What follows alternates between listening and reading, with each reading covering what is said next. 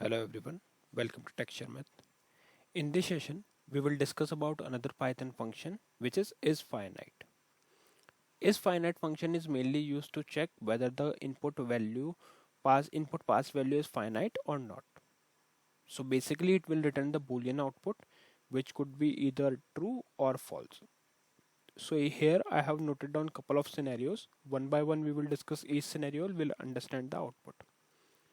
So before using this function, first of all, we need to import one module. So here I'm importing one math module. So I just wrote it like this, import math.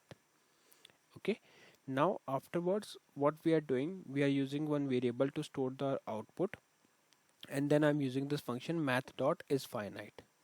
And here as a parameter, I am passing the value as 10. So what it will do, it will check whether it is finite or not. If it is not, then it will return false. If it is, then it will return true. So let's run this to verify the thing.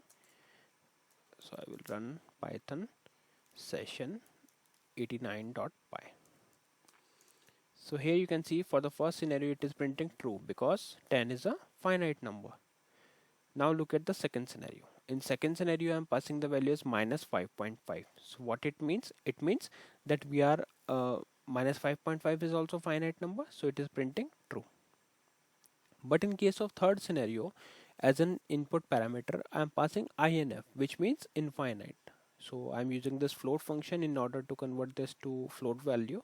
Then this float value will be passed to this is finite function, and it is returning false because inf is infinite, and we are checking for is finite. So it is not finite. That's why it is returning false.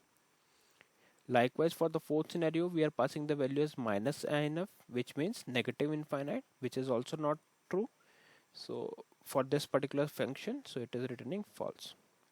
And in case of fifth scenario, we are passing the value as nan, which means not a number.